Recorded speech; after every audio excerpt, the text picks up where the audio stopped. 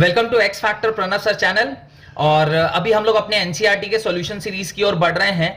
NCERT की solution series में मैं आप लोगों को सारे के सारे जो क्वेश्चन हैं चैप्टर नंबर 1 से लेकर चैप्टर नंबर पूरा 14th चैप्टर तक उसका सारा सॉल्यूशन, डिटेल्ड सॉल्यूशन मैं आपको इस पूरे सीरीज में करवाने वाला हूं। जैसे जैसे चैप्टर आगे की ओर बढ़ता जाएगा, जैसे जैसे आप लोग थ्योरी पढ़ते जाएंगे, वैसे वैसे फिर मैं उसका एनसीईआरटी का सॉल्यूशन भी डिस्कस करता जाऊंगा। एनसीईआरटी सॉल्यूशन डिस्कस करना इसलिए इंपॉर्टेंट हो जाता है क्योंकि देखिए एग्जाम में सिर्फ तीन चीज अगर कोई बच्चा ढंग से कर लेना तो उसका एग्जाम बहुत अच्छे से चला जाता है। पहला, सारे डेरिवेशंस आपके क्लियर होने चाहिए। दूसरा, आपको एनसीईआरटी पूरा पक्का पता होना चाहिए। और तीसरा, लास्ट 10 इयर्स के क्वेश्चन अगर आपको ढंग से पता है तो 95% मार्क्स लाना is very very very easy in class 12th। तो इन सारी बातों को ध्यान में रखते हुए हम लोगों ने ये एनसीईआरटी सॉल्यूशन सीरीज स्टार्ट किया है, जिसके अंदर मैं ईच एंड एवरी क्वेश्चन को बहुत डिटेल में सॉल्व करके और उसको मैं आपको समझाऊंगा।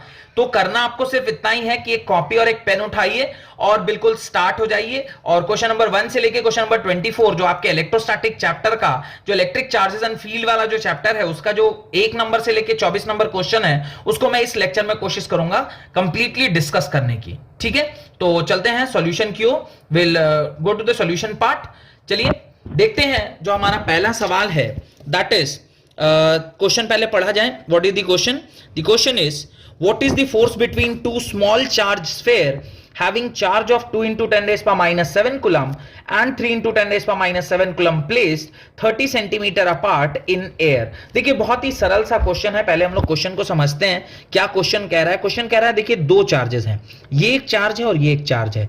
दो चार्जेस के बीच की दूरी आपको दी गई है, the distance between the charges 30 centimetre. देखिए यहाँ पे थोड़ा सा एक टेक्निकल चीज है। 30 सेंटीमीटर जैसे ही उसने कहा है, उसका मतलब होता है कि आपको इस सेंटीमीटर को किस में कन्वर्ट कर लेना चाहिए, मीटर में कन्वर्ट करना चाहिए। आप देख सकते हैं यहाँ पे उसने क्या किया, उसको मीटर में कन्वर्ट कर भी लिया है। आपको पता है ये भी पॉजिटिव चार्ज है और ये भी पॉजिटिव चार्ज है। अगर दोनों पॉजिटिव चार्ज हैं तो ये आपस में एक दूसरे को क्या करेंगे, रिपेल करेंगे। और जैसे ही रिपेल करेंगे तो आप इसको स्टेटमेंट फॉर्म में जब लिखिएगा मैग्नीट्यूड निकालने के बाद, तो आप ये लिख सकते हैं कि both forces are repulsive in nature. तो आपसे अल्टीमेटली उसने क्या बोला है, फोर्स निकालने बोला है। चलिए अभी हम लोग फोर्स निकालना सीखते हैं।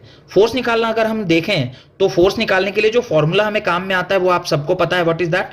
F is equal to 1/4 pi epsilon naught Q1 Q2 by R square. तो ये आपका कूलम्बिक फोर्स का फॉर्मूला होता है, यानी इलेक्ट्रोस्टैटिक फोर्स का फॉर्मूला होता है, जहां पे 1/4 पाई एप्सिलॉन नॉट की वैल्यू आपको ऑलरेडी पता रहती है, 9 into 10 raise power 9।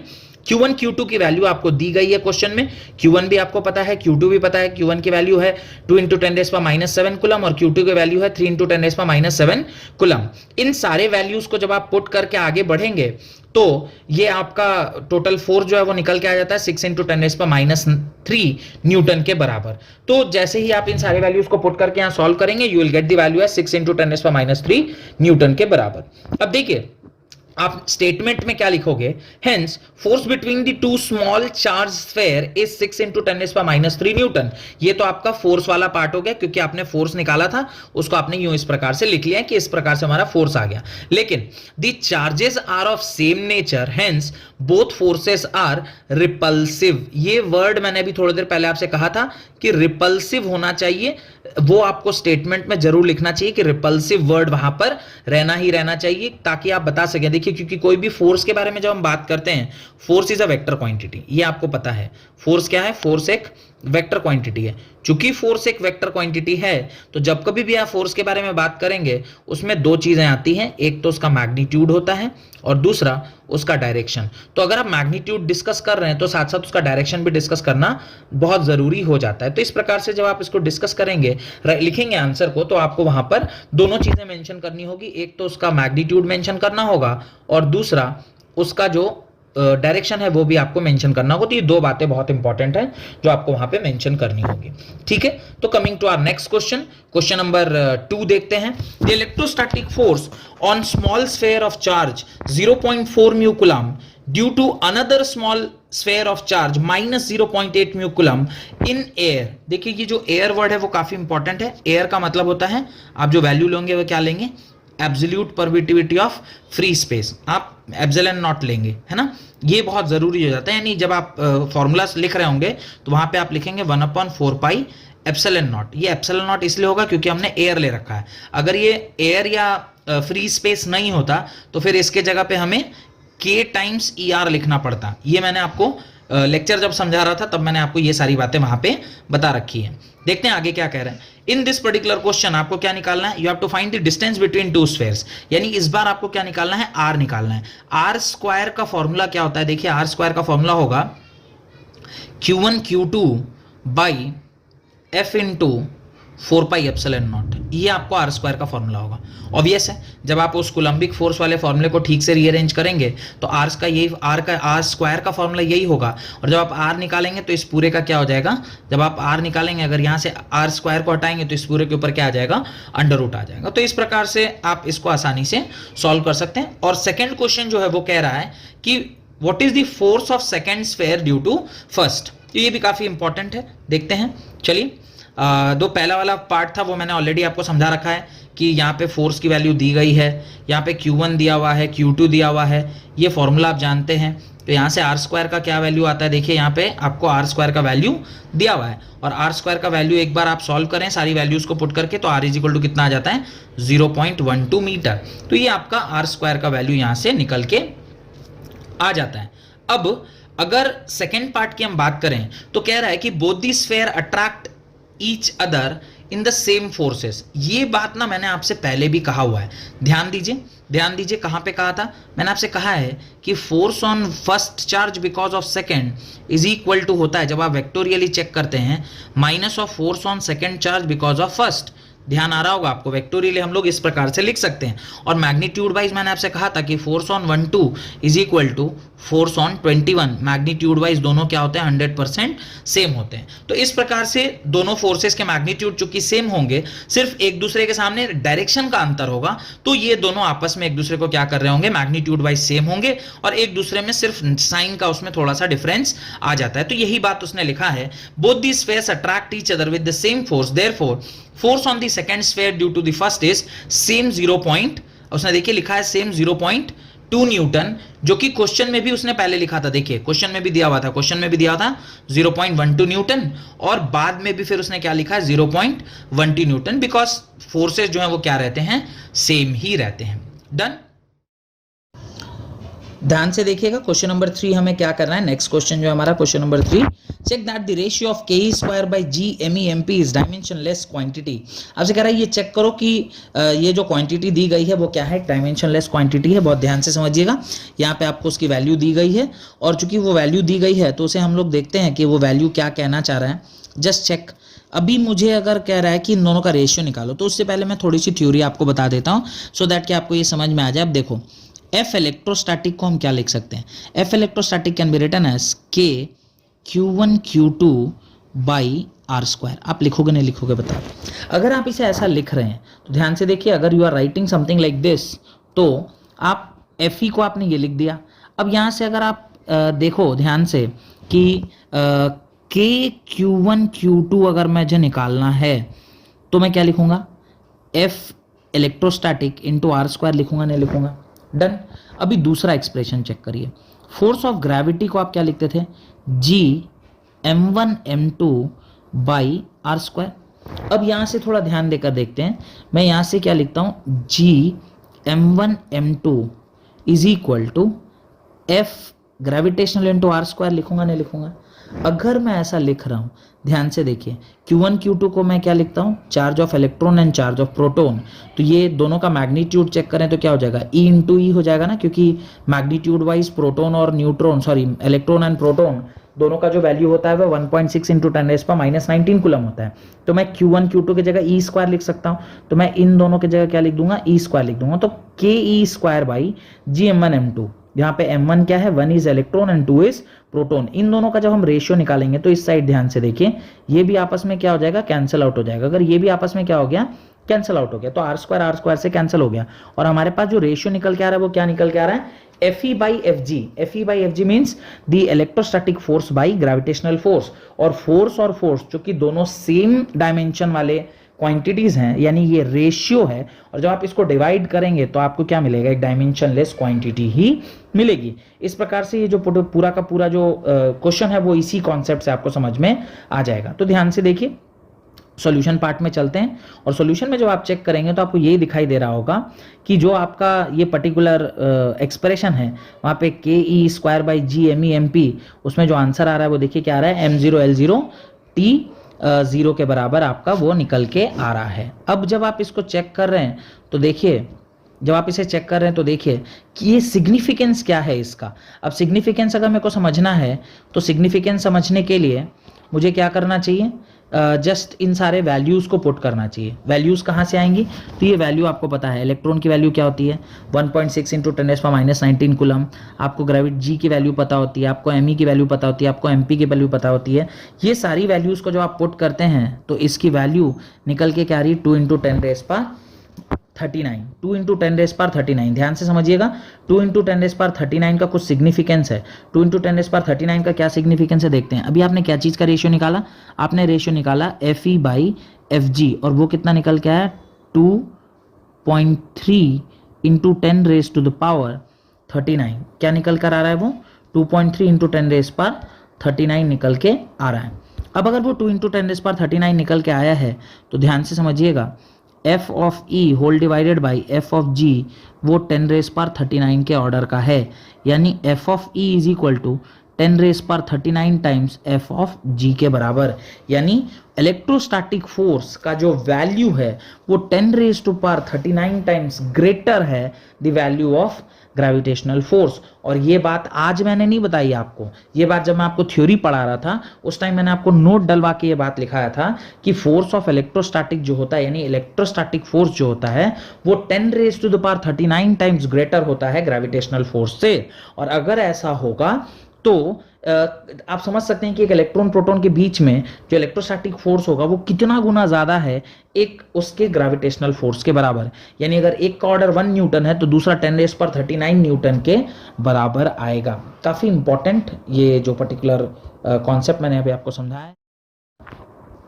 Coming to our next question, that is question number 4। उसके अंदर हम लोग देखते हैं क्या कह रहा है, explain the meaning of the statement electric charges of a body is quantized. देखिए क्वांटाइजेशन ऑफ चार्ज आपने चार्ज की प्रॉपर्टी में पढ़ा हुआ है कि क्वांटाइजेशन मतलब क्या, quantization means quanta, quanta means a packet of energy. यानी ये जो चार्ज है वो भी एक छोटे छोटे पैकेट्स में आता है। It can not be in fraction, सीधा सीधा मतलब यही है कि ये फ्रैक्शन में नहीं हो सकता। मैंने इसका एग्जाम्पल भी आपको दिया था जब हम लोग क्लास में पढ़ रहे थे इसके बारे में, जहां पे चार्ज जो है वो किसके बराबर होता है, एनी के बराबर होता है। वहां पे मैंने आपसे समझाया भी था कि कुछ चीजें इस दुनिया में होती हैं जो कभी भी पॉइंट में या डेसिमल में या फ्रैक्शन में नहीं हो सकती। जैसे number of students in a class, आप कभी ये नहीं कह सकते कि 3.2 स्टूडेंट प्रेजेंट थे क्लास में, यार या तो 3 स्टूडेंट होगा नहीं तो 4 स्टूडेंट होगा। 3.2 स्टूडेंट जैसा इस दुनिया में कुछ भी नहीं होता है। तो इस प्रकार से मैंने इसके बारे में आपसे पहले भी कहा हुआ है। तो ये electric charges of a body is quantized, इसका मतलब आपको समझ में आ गया होगा। एक बार चेक करते हैं क्या कहना चाह रहा है। Electric charge of a body is quantized, this means that only integral number of electron can be transferred from one body to another. एक बॉडी से दूसरे बॉडी में सिर्फ इंटीग्रल चार्जेस, इंटीग्रल नंबर में ही इलेक्ट्रॉन्स को, चार्जेस को आप move करा सकते हैं। और देखिए उसके नीचे लिखा है charge are not transferred in fraction, hence a body possess total charge only in integral multiple of electric charges। तो इलेक्ट्रिक चार्जेस जो है सिर्फ इंटीग्रल मल्टीपल्स में ही एक जगह से दूसरी जगह ट्रैवल कर सकते हैं या ट्रांसफर किए जा सकते हैं। अब देखिए यहाँ पे एक और क्वेश्चन उसके साथ साथ लिखा हुआ है, why can one ignore quantization of electric charge when dealing with macroscopic या large scale charges। देखिए जब आप लार्ज स्केल चार्जेस की बात करते हैं ना, उसके अंदर आप जो बॉडी है उसको आप चार्ज गिनती नहीं कर सकते। उसका रीजन ये है, we can not count charges या we can not calculate the charge, because वहां पे जो बॉडी है वो काफी बड़ा है और बड़ा होने के कारण जो चार्ज है वो पॉइंट चार्ज नहीं है, कंटिन्यूअस चार्ज है। Once it is continuous charge तो it is difficult for us to calculate, तो फिर वहां पे क्वांटाइजेशन का कॉन्सेप्ट वैलिड नहीं रह पाता है। यही चीज आपके देखिए सॉल्यूशन में भी उसने कहा है। In macroscopic or large scale charges, the charge used are huge as compared to the magnitude of electric charge. Hence, quantization of electric charge is of no use on macroscopic scale. Therefore, it is ignored and it is considered that the electric charges is continuous. तो यहाँ पे उसने कहा है कि ये continuous nature का हो जाता है और मैक्रोस्कोपिक बॉडी में चूंकि वो कंटिन्यूअस होता है तो आप पॉइंट चार्ज की तरह उसको काउंट नहीं कर सकते हैं। डन। मेरे ख्याल से ये बात आपको समझ में आ गई होगी, और चूंकि ये बात आपको समझ में आ गई है तो हम लोग अब अगले सवाल की ओर बढ़ते हैं, that is question number 5। When a glass rod is rubbed with silk cloth, charges appear on both. A similar phenomena is observed with many other pair of bodies. Explain how this observation is consistent with law of conservation of charge. देखिए काफ़ी सरल सा concept है, ये बात आप लोगों को पहले भी मैंने बताया हुआ है, वो चार्जिंग बाय फ्रिक्शन या चार्जिंग बाय इंडक्शन या चार्जिंग बाय कंडक्शन कन्वेक्शन, वो ध्यान होगा आपको, मैंने ये कॉन्सेप्ट पढ़ाया है कि चार्जिंग कितने प्रकार से किया जाता है। खास करके स्पेशली दो तरह का चार्जिंग हमें पढ़ना रहता है, एक चार्जिंग बाय फ्रिक्शन एंड दूसरा चार्जिंग बाय इंडक्शन। तो चार्जिंग बाय इंडक्शन का कॉन्सेप्ट मैंने डिटेल में पढ़ाया हुआ है। यहाँ पर जो चार्ज के बारे में हम लोग बात कर रहे हैं that is charging by friction. तो यहाँ पर जो हम लोग चार्जिंग की बात कर रहे हैं that is charging by friction. देखिए आप थर्ड लाइन में लिखा है चार्जिंग बाय फ्रिक्शन। तो क्या होता है जब एक बॉडी को आप दूसरी बॉडी पर रब करते हैं या एक बॉडी दूसरे बॉडी के साथ आप जब घर्षण करते हैं तो वहाँ पर एक छोटा सा फेनोमेना होता है। वहाँ पे क्या होता है देखिए, ये थ्योरी मैंने आपको एक जगह और पढ़ाया था, दैट इज वो कॉन्सेप्ट था इलेक्ट्रिफिकेशन, यानी electron theory of electrification. If this is suppose करिए न्यूट्रल बॉडी है या ये कोई एक बॉडी है जो कि आसानी से इलेक्ट्रॉन को यहाँ से यहाँ ट्रांसफ़र कर सकता है। अगर ये इलेक्ट्रॉन को यहाँ से यहाँ ट्रांसफ़र करेगा तो ये बॉडी क्या हो जाएगी, ये बॉडी नेगेटिवली चार्ज हो जाएगी और ये बॉडी क्या हो जाएगी, पॉजिटिवली चार्ज हो जाएगी। तो अगर इसने 10 नंबर ऑफ इलेक्ट्रॉन्स को इस तरफ से इस तरफ ट्रांसफ़र किया है तो इलेक्ट्रॉन 10 अगर यहाँ ट्रांसफ़र हुए तो यहाँ पर 10 प्रोटॉन, यानी मैं बोलूँ कि 10 absence of electron will create a positive charge.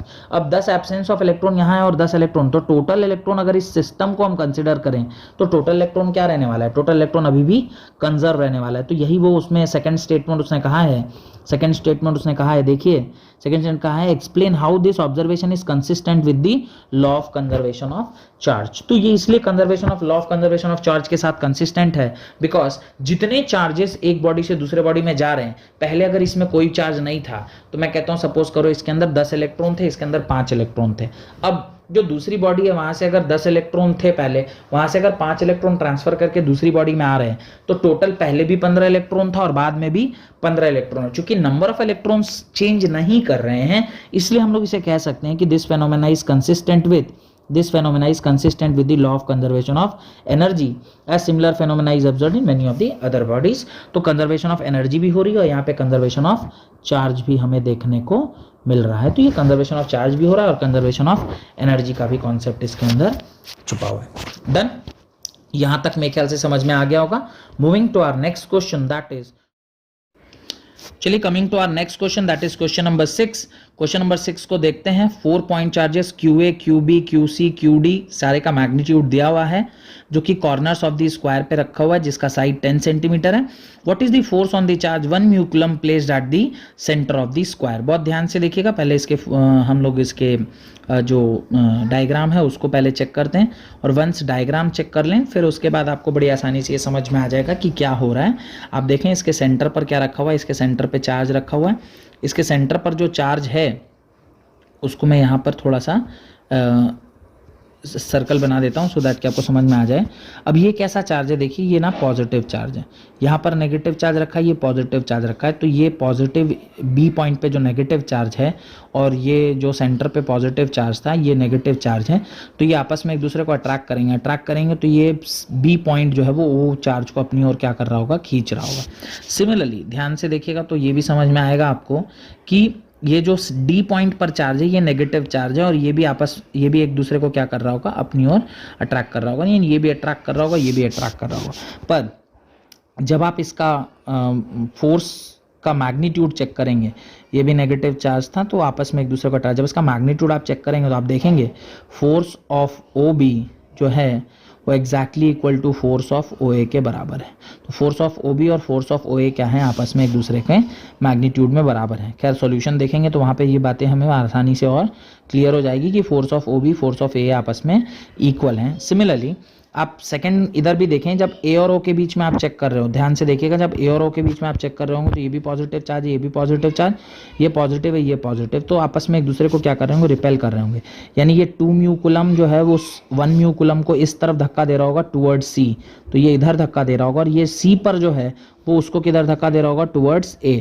तो इस प्रकार से इसकी भी जो हम फोर्स की वैल्यू देखेंगे ना दैट इज OC वो किसके बराबर होगा, एफ ओ ए के बराबर होगा। मैग्नीट्यूड वाइज ये फोर्सेस, ये फोर्स, ये ओ ए फोर्स और ओ सी फोर्स आपस में बराबर होंगे, और ये जो ओ डी फोर्स है और जो ओ बी फोर्स है वो भी आपस में क्या होगा, बराबर होगा। और अगर नेट फोर्स इस पूरे सिस्टम पर क्या है, जीरो है, इसका मतलब क्या है, इसका मतलब है कि वो नेट फोर्स उस पॉइंट पर क्या आएगा, आपका जीरो आ जाएगा। तो जब आप इसके सॉल्यूशन को चेक करेंगे तो यही बातें वहां पर लिखी गई होंगी, एक बार चेक कर लीजिए।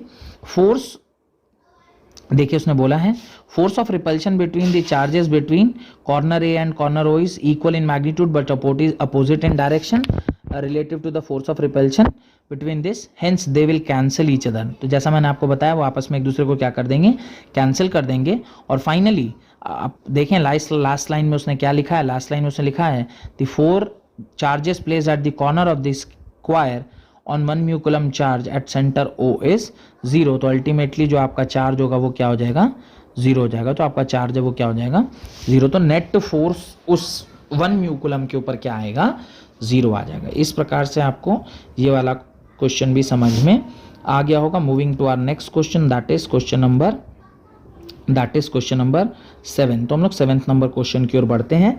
देखिए, an electrostatic field line is a continuous curve, that is a field line cannot have sudden breaks, why not? Question आपसे पूछ रहा है कि क्यों सडन ब्रेक्स नहीं हो सकते हैं।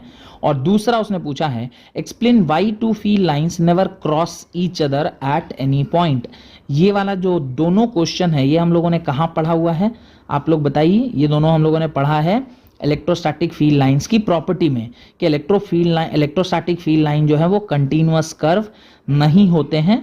क्यों कंटीन्यूअस कर्व नहीं होते हैं, या मैं बोलूँ साइक्लिक वो उसका लूप नहीं डेवलप होता है।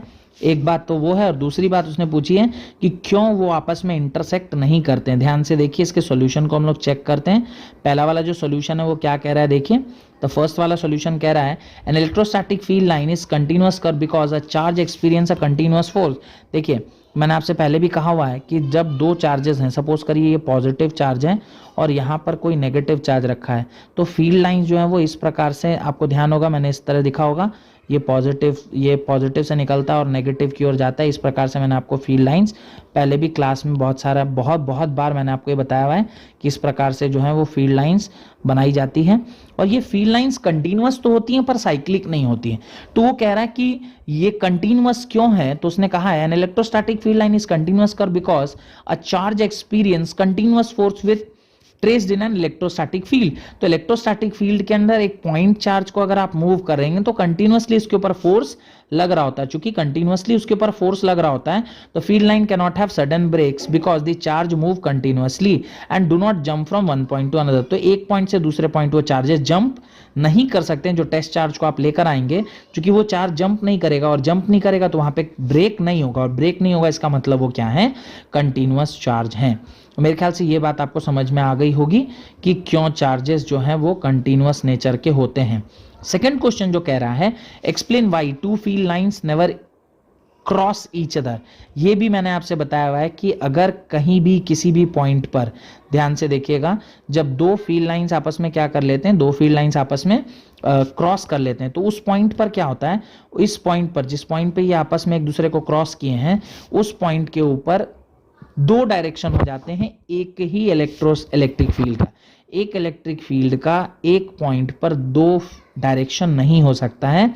इसी बात को उसने वहां पे लिखा है, ध्यान से देखिए, if two field lines cross each other, if two field lines cross each other at a point, then electric field intensity will show two different direction. That is not possible.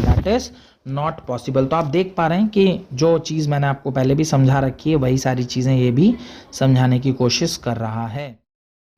Coming to our next question, that is question number 8। Question number 8 के अंदर ध्यान से देखिए आपको क्या दिया हुआ है, 2 point charges QA and QB दिया हुआ है। QA कितना है, 3 म्यू कूलम है, और QB कितना है, -3 म्यू कूलम, और दोनों के बीच की दूरी आपको दी गई है 20 सेंटीमीटर अपार्ट। आपस में चार्जेस कितने हैं, 20 सेंटीमीटर अपार्ट, यानी एक चार्ज यहाँ पर प्रेजेंट है, दूसरा चार्ज यहाँ पर प्रेजेंट है, और दोनों चार्ज के बीच में 20 सेंटीमीटर का फासला दिया हुआ है। 20 सेंटीमीटर मतलब सेंटर ऑफ डाइपोल से 10 सेंटीमीटर इधर और 10 सेंटीमीटर इधर। और आपसे कह रहा है what is the electric field at the mid point O of the line joining A B. तो आपसे मिड पॉइंट पर कह रहा है, तो डायग्राम ऑलरेडी हमें दिखाई दे रहा है। डायग्राम को थोड़ा चेक करते हैं कि किस प्रकार से वो हम लोग कैलकुलेट करेंगे। देखिए, अगर मान लीजिए इस तरह का कोई सवाल आपको निकल देता है, तो what you have to do is, इस पॉइंट ओ पर जहां पर आपसे कह रहा है उस पॉइंट ओ के ऊपर आप क्या करिए, एक टेस्ट चार्ज मान लीजिए। इस पॉइंट ओ पर आप क्या मान लीजिए, एक टेस्ट चार्ज मान लीजिए। अब टेस्ट चार्ज मानिएगा तो टेस्ट चार्ज मैंने हमेशा आपसे कहा पॉजिटिव टेस्ट चार्ज लेते हैं। पॉजिटिव टेस्ट चार्ज लेंगे तो ये 3 म्यू कूलम, इसके ऊपर इलेक्ट्रिक फील्ड किधर होगा, electric field will in the direction of force only, और -3 म्यू कूलम इस पॉजिटिव को अपनी ओर खींच रहा होगा, वो भी इधर ही खींच रहा होगा। यानी इसको मैं बोलूंगा electric field at O because of A, and इसको बोलूंगा electric field at O because of B. तो अल्टीमेटली क्या समझ में आ रहा है कि हमें इस दोनों को क्या करना चाहिए, ऐड कर देना चाहिए। यानी जो हमारा ई नेट आएगा, यानी नेट इलेक्ट्रिक फील्ड जो होगा वो किसके बराबर होगा, वो E1 प्लस E2 के बराबर होगा। तो हमें उन दोनों को क्या करना चाहिए, ऐड। जहां पर E1 क्या है, EOA के बराबर है, और E2 क्या है, EOB के बराबर है। इस प्रकार से जब हम इसे सॉल्व कर रहे होंगे तो E1 और E2 आपको दिखा हुआ कैलकुलेट करके, किस प्रकार से उसने E1 कैलकुलेट किया है। E1 को एक बार आप कैलकुलेट करिए, E1 की वैल्यू सारी पुट करके वहां पर आप डालिएगा तो वैल्यू आपको निकल के आ जाएगी। और इसी तरह से जब आप E2 को भी कैलकुलेट करेंगे तो E2 भी आपका निकल के आ जाएगा। और जब आप E1 E2 को आपस में एक दूसरे से ऐड कर रहेंगे तो आप देख सकते हैं कि E1 E2 को जब आप ऐड कर रहे हैं तो E1 E2 दोनों को जब आपने ऐड किया है तो उसकी वैल्यू जो निकल के आई है that is equal to 5.4 into 10⁻6 newton by coulomb. Newton by coulomb इसलिए क्योंकि फोर्स पर यूनिट चार्ज इलेक्ट्रिक फील्ड का फॉर्मूला होता है।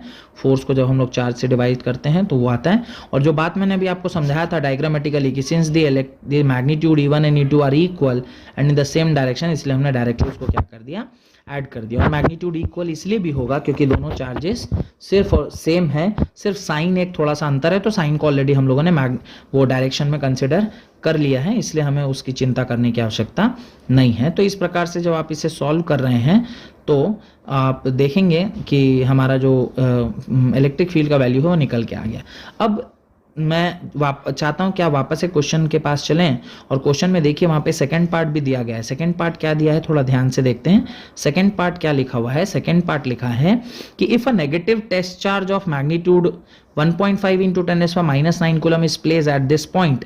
इस ओ पॉइंट पर कह रहा है आप 1.5 इंटू 10⁻⁹ कूलम का एक चार्ज पुट कर देते हैं। और अब कह रहा है कि बताइए इस फोर्स क्या एक्सपीरियंस होगा इस पर्टिकुलर जो आपका ओ पॉइंट है उसके ऊपर। देखिए काफी सरल है। अब ऑलरेडी हमें इलेक्ट्रिक फील्ड पॉइंट ओ पर पता है, और अगर आप वहां चार्ज रख देंगे तो उसके ऊपर कितना फोर्स लगेगा निकालना हमारे लिए काफी आसान काम है। तो इसको आप देखेंगे, यहाँ पर देखिए आपको ऑलरेडी चार्ज का वैल्यू पता है।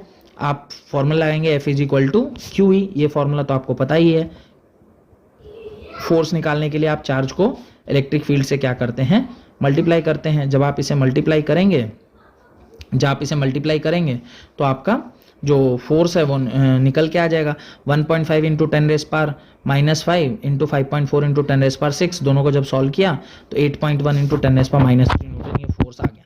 अब यहाँ पर एक छोटी सी बात है जो हमें समझनी पड़ेगी कि ये जो पर्टिकुलर आपका ओ पॉइंट था इसके ऊपर ये फोर्स का डायरेक्शन क्या होगा। देखिए कि फोर्स का डायरेक्शन क्या होगा वो हमें समझना होगा।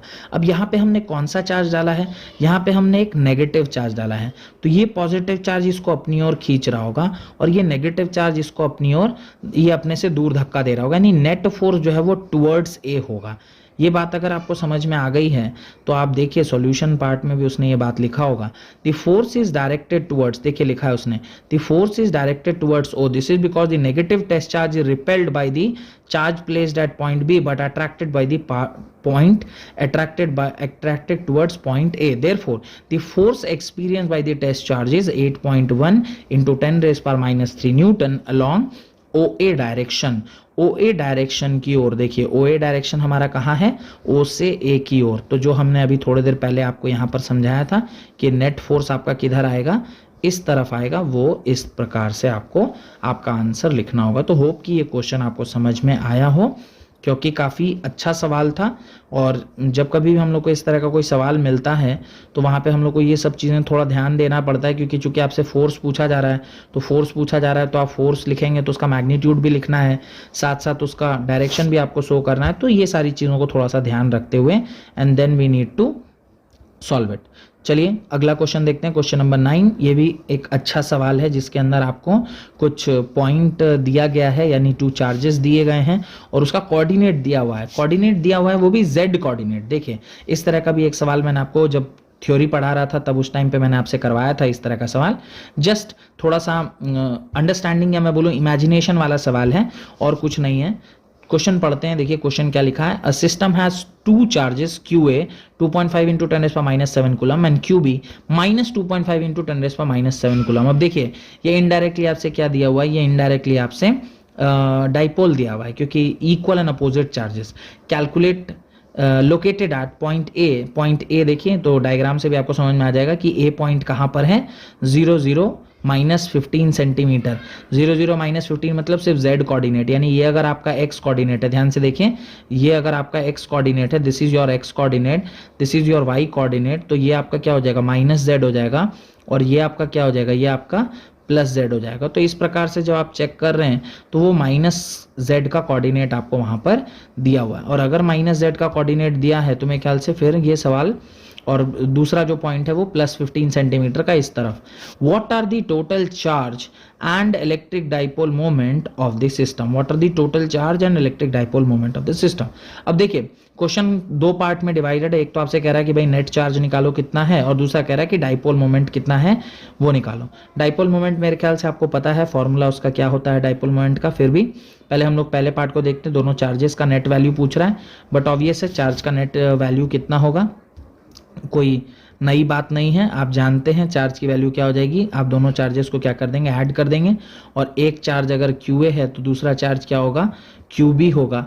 एक पॉजिटिव तो दूसरा नेगेटिव, तो ये दोनों आपस में क्या हो जाएंगे, कैंसिल आउट हो जाएंगे, और चूंकि आपस में कैंसिल आउट हो गए तो आपका नेट जो चार्ज है वो क्या आ जाएगा, 0 आ जाएगा। तो आप देख सकते हैं जो आपका नेट चार्ज है वो क्या है, 0 आ रहा है। तो ये इस तरह से आपका नेट चार्ज क्या आ गया, 0 आ गया। चूंकि आपका नेट चार्ज 0 आ गया तो अब next part of the question में चलते हैं कि आपका भाई डाइपोल क्या होगा, डाइपोल मोमेंट कैसे निकालते हैं ये भी आपको पता है। डाइपोल मोमेंट का फॉर्मूला क्या होता है, डाइपोल मोमेंट का formula P = Q times the distance between the charge 2L के बराबर।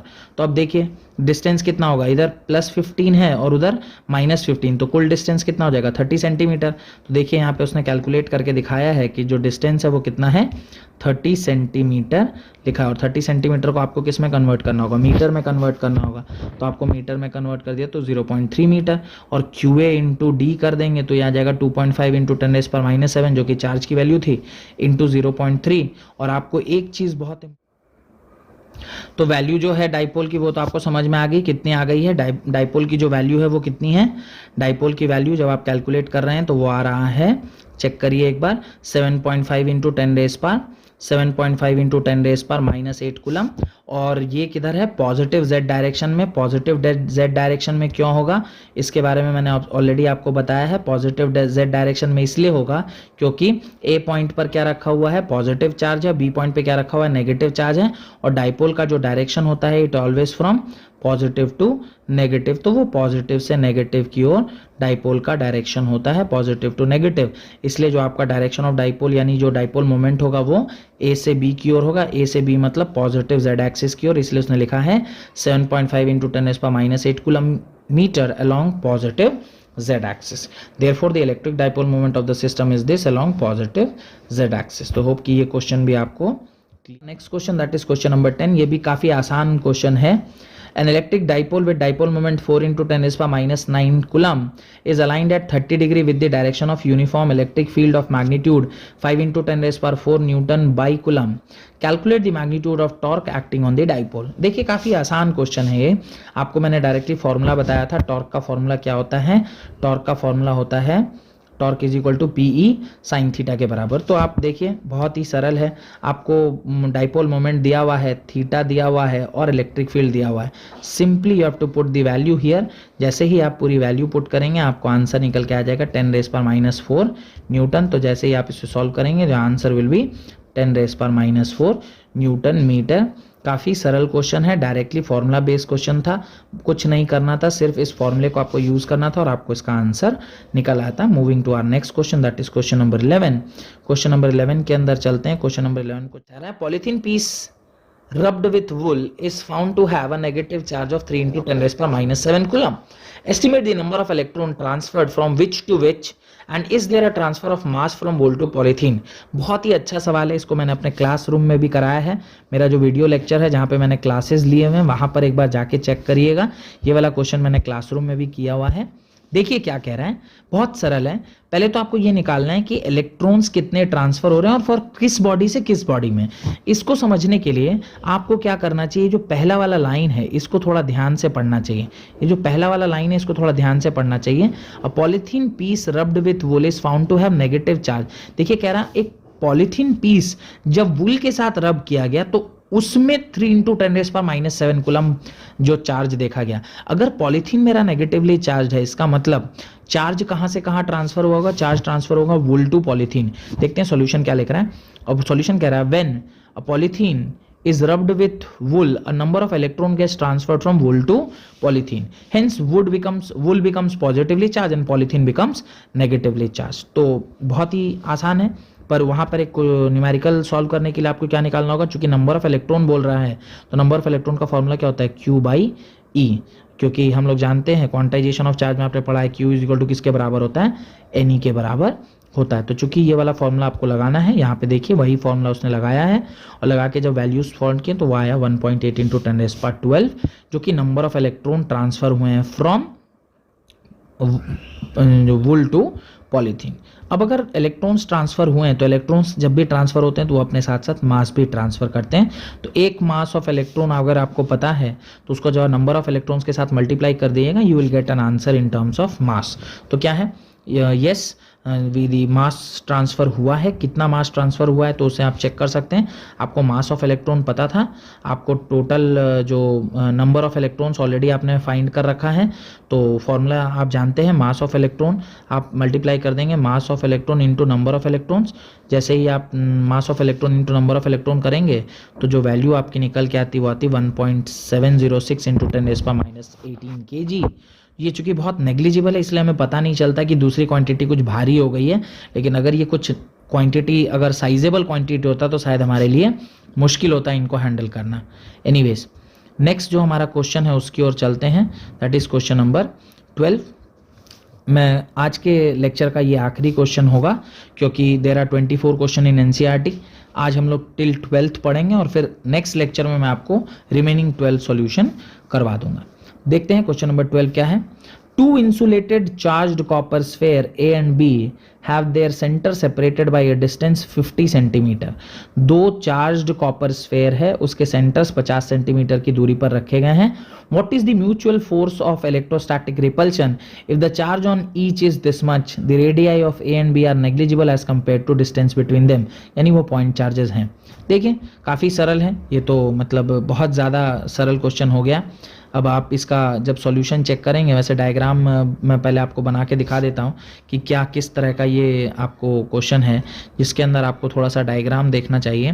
डायग्राम क्या है, ये एक स्फेयर है, ये एक स्फेयर है और दोनों के बीच की दूरी आपको दी गई है 50 सेंटीमीटर।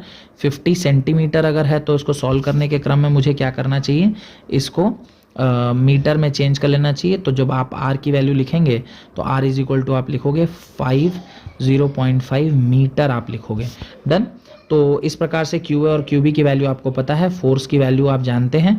फोर्स जो होता है वो 1/4 pi epsilon not QA QB by R square. 1/4 pi epsilon not की वैल्यू आपको पता रहती है। सारी वैल्यूज को आप पुट कर देंगे तो जो फोर्स की वैल्यू है वो आपको निकल के आ जाएगी। That will be F is equal to 1.52 into 10 raise power minus 2 newton. The force between two spheres आपको निकल के आ गया। अब देखिए क्वेश्चन मैं वापस से क्वेश्चन के सेकंड पार्ट में चलता हूँ। What is the force of repulsion if each sphere is charged double the above amount and the distance between is half. देखिए कह रहा है कि अगर इनके बीच का चार्ज डबल कर दिया जाए और डिस्टेंस आधा कर दिया जाए तो क्या होगा। अब हम लोग इसको देखते हैं। अगर मैं डिस्टेंस आधा कर दूं तो पहले आपका डिस्टेंस कितना था 0.5, उसको आप 2 से डिवाइड कर देंगे तो आपका आंसर क्या आ जाएगा 0.25। तो आपका डिस्टेंस क्या होगा 0.25 हो गया, जो ऑलरेडी यहाँ पर आपको दिया गया है। डिस्टेंस जो है वो आपका 0.25 है। और चार्ज जो है वो डबल कर दिया, यानी पहले 2.6 था, अभी 2.65 था, अभी 1.3 हो गया। अभी जब इसको हम लोगों ने वापस से वही फॉर्मूला लगाया, force is equal to 1/4πε0 QA/QB/r², तो इस बार जो आपका फोर्स निकल के आ रहा है वो कितना आ रहा है, दैट इज 0.243 न्यूटन के बराबर निकल के आ रहा है। तो the forces between this is this, ये फोर्स जो है वो काफ़ी पहले से बड़ा हो चुका है। क्यों बड़ा हो चुका है, उसका रीज़न ये है कि आपने जो पहला वाला फोर्स था, देखिए पहला वाला जो फोर्स है उसकी मैग्नीट्यूड को आप देखें, ये है 1.5 × 10⁻² न्यूटन, और जो दूसरा वाला फोर्स है that is 0.234 Newton. Ultimately this is basically काफ़ी ज़्यादा परिवर्तन हम लोग को इस चार्जेस में देखने को मिल रहा है। उसका रीज़न ये है कि हमने जो न्यूमरेटर था उसकी वैल्यू को डबल कर दिया और जो डिनोमिनेटर था उसके वैल्यू को हाफ कर दिया। इफ डिनोमिनेटर डिक्रीज करता है तो वैल्यू ऑफ फोर्स इंक्रीजेस, और जब न्यूमरेटर इंक्रीज करता है तो वैल्यू ऑफ फोर्स इंक्रीजेस। तो अल्टीमेटली फोर्स की वैल्यू बढ़ेगी ही बढ़ेगी। मुझे ऐसा लग रहा है कि शायद आप लोगों को ये सब जो मैंने अभी बताया है वो सॉल्यूशन में आपको समझ में आ गया होगा। आज की क्लास के लिए हम लोग इतना ही रखते हैं, और जो नेक्स्ट क्लास के लिए हम लोग जो बचे हुए क्वेश्चन है उसको हम लोग नेक्स्ट क्लास में करेंगे। And till then bye, take care और अपना ख्याल रखिए। और होप कि जो हम लोगों ने आज एनसीईआरटी का सॉल्यूशन देखा है वो आपको हेल्प कर रहा होगा। मैं कोशिश करूँगा कि ये जो पीडीएफ है इसको भी मैं लिंक के फॉर्म में अपने डिस्क्रिप्शन में डाल दूं, सो दैट कि आपके पास इसकी सॉल्यूशन कॉपी हो। जो स्टूडेंट में से डायरेक्टली क्लासरूम में पढ़ रहे हैं उनके पास तो मैंने ये प्रिंटेड बुक दिया हुआ है, उसके अंदर ये सारा सॉल्यूशन है। एक्सप्लेनेशन सिर्फ आपको यहाँ से मिल जाएगा। और जो लोग यूट्यूब पर मुझे पहली बार देख रहे हैं, प्लीज़ मेरे चैनल को लाइक करिए, मेरे वीडियोस को शेयर करिए और मेरे चैनल को सब्सक्राइब जरूर करिए, सो दैट कि कोई नई वीडियो अगर मैं डालूं तो उसका नोटिफिकेशन आप तक पहुंचे। होप कि जो चीज़ मैं पढ़ा रहा हूं वो आपको समझ में आ रहा है। Thank you very much for listening to me and take care. अपना ख्याल रखिए और पढ़ाई करते रहिए। बाय।